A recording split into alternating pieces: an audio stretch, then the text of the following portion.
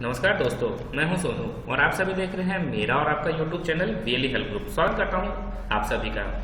दोस्तों, I hope आप सभी अच्छे होंगे और सावधान भी होंगे। दोस्तों, ये टाइम ही ऐसा है कि इस समय सावधान रहना बहुत ही ज़रूरी है और सतर्कता बहुत ही ज़रूरी है। दोस्तों, मेरा आज का जो टॉपिक है, आज का जो मेरा पूरा वीडियो है, वो एसबीआई का सीएसपी चलाने वाले भाइयों के लिए बहुत ही इंपॉर्टेंट होने वाला है। मैं एक प्रॉब्लम का सॉर्ट आउट बताने वाला हूं जो कभी कभी आपको भी फेस करना पड़ सकता है। तो वो प्रॉब्लम क्या है, सबसे पहले मैं वो प्रॉब्लम बता देता हूं आप लोगों को। वो प्रॉब्लम क्या है, देखिए, वो कुछ इस तरह की प्रॉब्लम आती है। मैं आप लोगों को दिखा देता हूं। देखिए, some of your transaction status is unknown, please do transaction inquiry for those transaction and close them before initiating new transaction. अगर नया ट्रांजेक्शन करने से पहले आप पुराने वाले को क्लोज कीजिए, है ना। तो कुछ इस तरह का एरर आता है। इस एरर का क्या सॉल्यूशन है, उसे कैसे सॉल्व करना है, इसी वीडियो को मैं आज इसी चीज को मैं आज इस वीडियो के माध्यम से आप लोगों को बताने वाला हूं। तो चलिए स्टार्ट करते हैं हमारे इस वीडियो को स्टार्ट करने से पहले हर बार की तरह इस बार भी आप सभी से गुजारिश है कि जिन्होंने मेरे चैनल को सब्सक्राइब नहीं किया, कृपया मेरे चैनल को सब्सक्राइब कर लें और साथ ही साथ बेल आइकन को प्रेस कर लें ताकि मेरे नए वीडियो का नोटिफिकेशन आपको सबसे पहले मिल जाए। और जिन्होंने सब्सक्राइब कर लिया दोस्तों, उनका बहुत बहुत शुक्रिया। तो चलिए स्टार्ट करते हैं और देखते हैं कि इस प्रॉब्लम का सोल्यूशन क्या है, कैसे है और ये प्रॉब्लम कब और क्यों आती है। तो चलिए देखते हैं। देखिए दोस्तों, ये प्रॉब्लम क्यों आती है, सबसे पहले हम अपने सीएसपी पोर्टल को खोल लेते हैं। खोल करके मैं आप लोगों को बताता हूँ कि ये प्रॉब्लम क्यों आती है।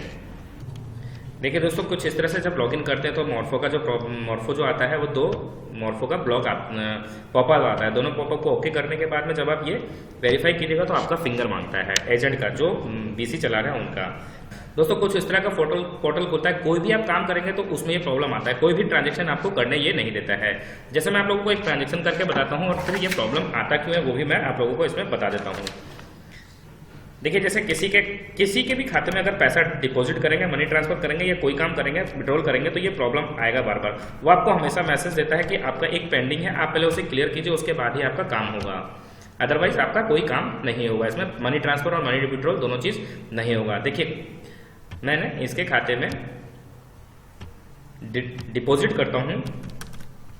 डिपॉजिट करने के बाद सबमिट किया। सबमिट करने के बाद में देखिए कुछ इस तरह से जो प्रॉब्लम आता है मैं वो आप लोगों को बता देता हूँ।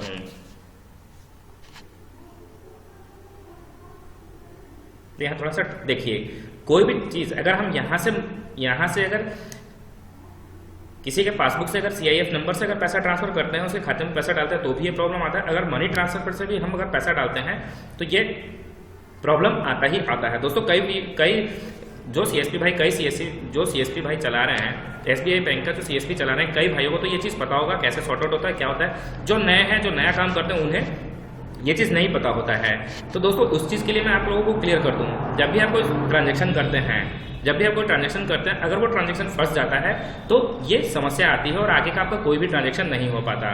तो इसके लिए हमें करना क्या है, एसबीआई अदर सर्विसेज में जाना है और यहाँ पे टाइम आउट ट्रांजेक्शन इंक्वायरी, इस पे हमें क्लिक करना है। टाइम आउट ट्रांजेक्शन इंक्वायरी पे क्लिक कर लेना है। जैसे ही क्लिक करेंगे तो कुछ देखिए इस तरह का इंटरफेस खुल के आता है। देखिए, यहाँ पे ट्रांजेक्शन इंक्वायरी में जैसे ही देखेंगे तो आपको एक ट्रांजेक्शन दिखाई दे रहा है। आपको भी दिखाई देगा कि एक ट्रांजेक्शन है। जो ट्रांजेक्शन स्टेटस देखिएगा तो टेक्निकल फेलियर है आपके। दोस्तों, मैं ये भी बता दूँ आपको, रिपोर्ट में दिखा के देखिए, ऑनलाइन रिपोर्ट में हम जाते हैं। जैसे यहाँ पे देखिए, ये 23 तारीख का ट्रांजेक्शन है, 23/4 का है। तो 23/4 का मैं आप लोगों को ट्रांजेक्शन दिखा देता हूँ कि ये मेरा पैसा कट भी चुका है, लेकिन फिर से ये वापस आ जाएगा। ये सक्सेसफुली नहीं हुआ है। देखिए, ट्रांजेक्शन डिटेल में गए, यहाँ पे कल का डेट डालेंगे हम। कल का डेट डालने के बाद में हम यहाँ पे देखते हैं। देखिए, डाउनलोड करते हैं रिपोर्ट को, ओपन करते हैं। ओपन करने के बाद मैं आप लोगों को ये भी दिखा देता हूँ। देखिए दोस्तों, यहाँ पे जो ट्रांजेक्शन था मेरा, वो ट्रांजेक्शन एक बार में तो फेल हो गया था, फेलियर हुआ था। दूसरी बार में ये सक्सेसफुल हो गया था। यहाँ पे देखिए, यहाँ पे है डीमेट सक्सेस है। इसका मतलब दोस्तों कहीं ना कहीं ये फंसा हुआ है पेमेंट, और ये तभी काम होगा जब ये क्लियर हो जाएगा। ये जो 1010 रुपये कटा है वो आपके अकाउंट में वापस रिटर्न आ जाएगा। तो इस तरह दोस्तों देखिए, यहाँ पे कटा नहीं है, यहाँ पे NA दिखा रहा है। अगर ये सक्सेसफुल हो जाता तो यहाँ पे कट के बैलेंस यहाँ पे दिखा देता है। ठीक है, कि उसका होल्डिंग जो है कट के दिखा देता है आपको। तो चलिए मेरा पर्पस था मैं आप लोगों को दिखा दूं कि ऐसा ट्रांजैक्शन आप लोग के साथ भी होगा तो आप लोगों को करना क्या है। आप लोगों को करना क्या है कि एसबीआई अदर सर्विसेज में जाना है, टाइम आउट ट्रांजैक्शन इंक्वायरी पे क्लिक करना है। यहाँ पे क्लिक करने के बाद में आपको इस पे एक टिक कर देना है। देखिए यहाँ पे टिक करने के लिए अगर टिक कर दिया हमने, यहाँ पे ट्रांजैक्शन इंक्वायरी पे क्लिक करना है। क्लिक करने के बाद में do you want to inquiry the transaction, तो ओके पे क्लिक कर देना है। दोस्तों ये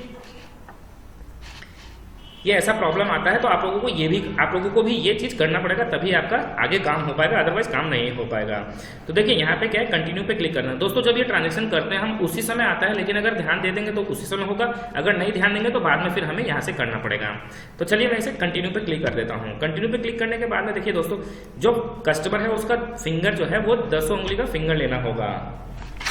चलिए मैं 10 उंगली का फिंगर कस्टमर का ले लेता हूँ और करके दिखाता हूँ आप लोगों को। देखिए दोस्तों ये जो 10 उंगली है, 10 उंगली को हमें सेलेक्ट करना पड़ेगा। जैसे मान लीजिए अगर इस उंगली को लेना है तो इसको सेलेक्ट करना पड़ेगा। तो चलिए मैं स्टार्टिंग यहीं से कर लेता हूँ। यहाँ से कैप्चर पे क्लिक किया मैंने, देखिए कैप्चर सक्सेसफुल हो गया। फिर से वापस हमें लेफ्ट हैंड फॉर फिंगर, तो हमें फिर से करना होगा और इस फिंगर को सेलेक्ट करना होगा। इस फिंगर को सेलेक्ट किया, कैप्चर किया मैंने।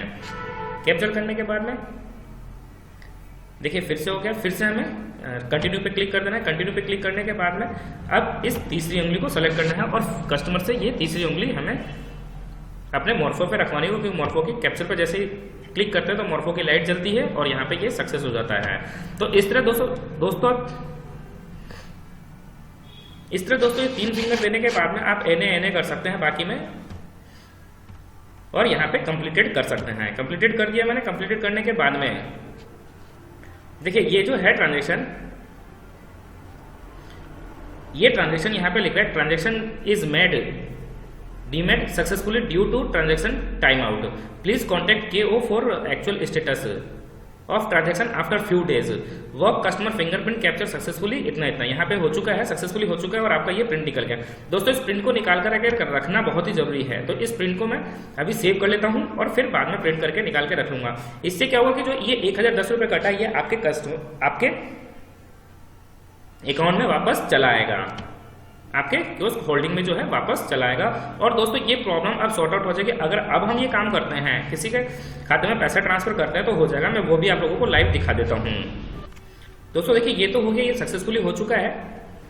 ट्रांजैक्शन में deemed successfully due to transaction time out, please contact KO for actual status of transaction after few days. कुछ दिन के बाद में जो कियोस्क है उससे आप संपर्क कर लें, ठीक है। वो कुछ दिन में ट्रांजैक्शन हो जाता है या फिर पैसा रिटर्न आ जाता है। चलिए अब हम देख लेते हैं कि हमारा जो CSP का पोर्टल है, हमारा SBI CSP का पोर्टल है, वो प्रॉपर काम कर रहा है या नहीं कर रहा है। तो एक ट्रांजैक्शन करके हम देख लेते हैं। तो हमने होम पे क्लिक किया। होम पे क्लिक करने के बाद में यहाँ पे उसका CIF नंबर फिर से मैं डाल दूंगा जिसका मैं पेमेंट कर रहा था।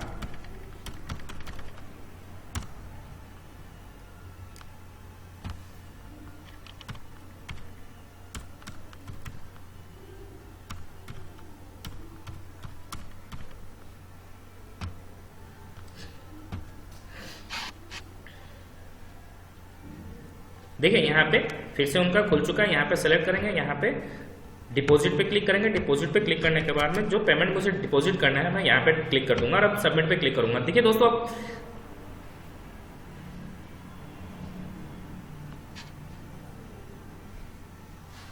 अब ये प्रॉब्लम सॉर्ट आउट हो चुकी है। अब ये प्रॉब्लम नहीं आ रही है। मैं आप लोगों को यही आज बताना चाहता था। मेरे इस वीडियो का यही मकसद था कि मैं आप लोगों को ये सिखा दूं कि किस तरह इस प्रॉब्लम को सॉर्ट आउट किया जाता है। तो चलिए दोस्तों आज के लिए इतना ही। मिलते हैं अगले वीडियो में कुछ नए अंदाज के साथ। जय हिंद, जय भारत।